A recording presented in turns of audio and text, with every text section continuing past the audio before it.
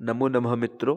जैसा कि आप सब जानते हैं कि विगत दिनों से हम श्रीमद् भगवत गीता के द्वितीय अध्याय सांख्य योग पर अध्ययन कर रहे हैं।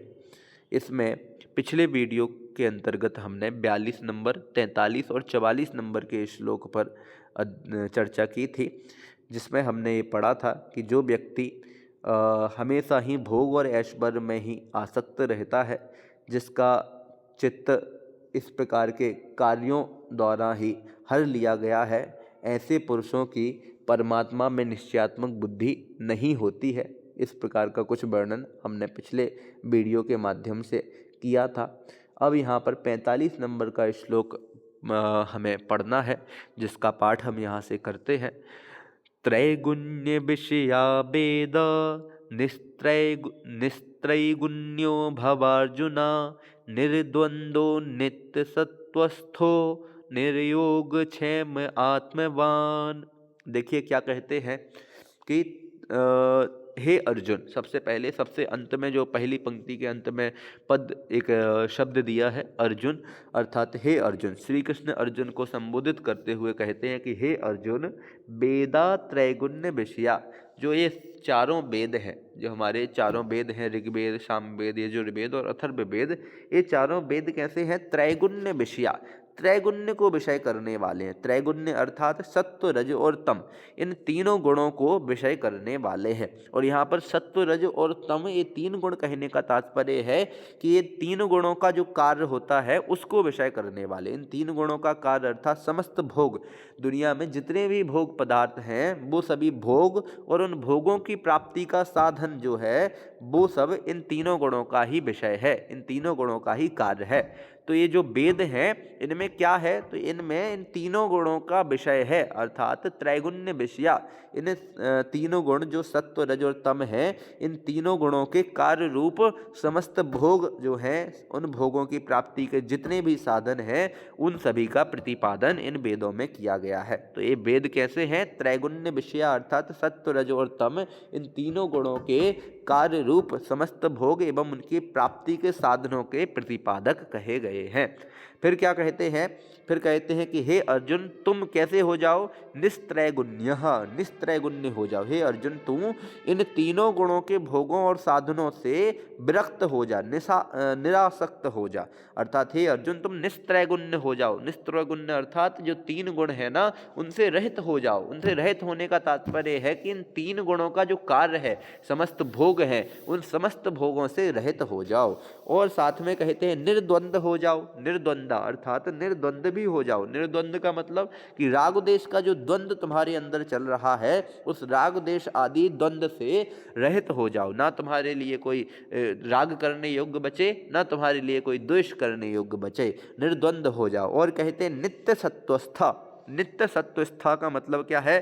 कि सदा तुम परमात्मा में ही स्थित हो जाओ। नित्य सत्वस्था अर्थात नित्य ही तुम सत्वस्था। सत्वस्था का मतलब क्या होता है?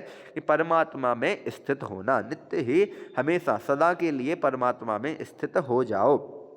फिर कहते हैं निर्योग क्षमः। निर्योग क्षमा का मतलब क्या है?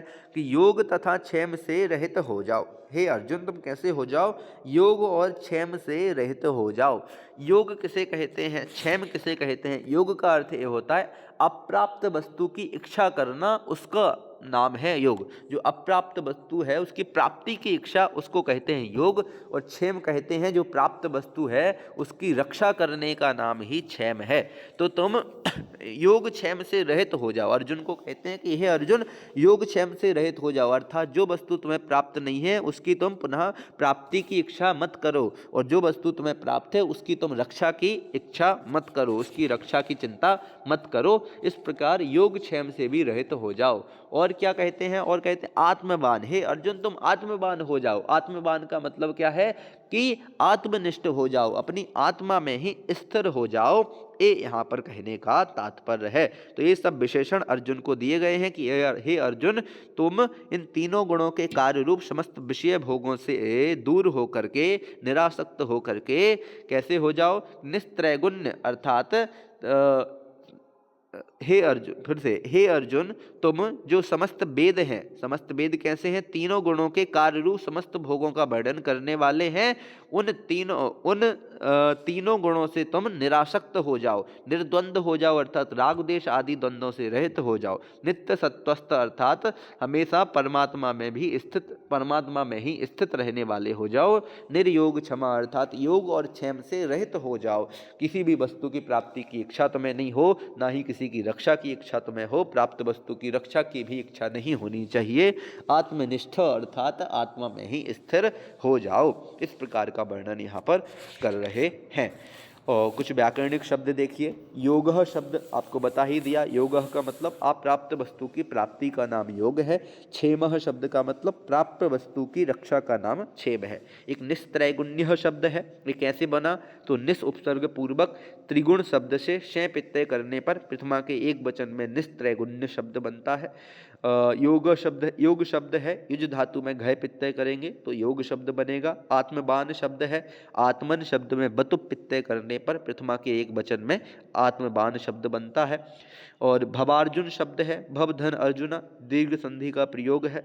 निर्द्वंद्व शब्द है, इसमें बहुब्रीहि समास का प्रयोग है। निर्गतः द्वंद्व यस्मात् स, बीत गया है द्वंद्व जिसका, चला गया है द्वंद्व जिससे, वह निर्द्वंद्व व्यक्ति अर्थात अर्जुन के लिए प्रयुक्त हुआ है। तो ये यहाँ पर बहुब्रीहि समास का प्रयोग है। अनुष्टुप छंद इसमें था। इस प्रकार अभी हमने इस 45 नंबर के श्लोक की चर्चा की। आगामी श्लोक की चर्चा आगामी वीडियो में करेंगे। तब तक के लिए धन्यवाद।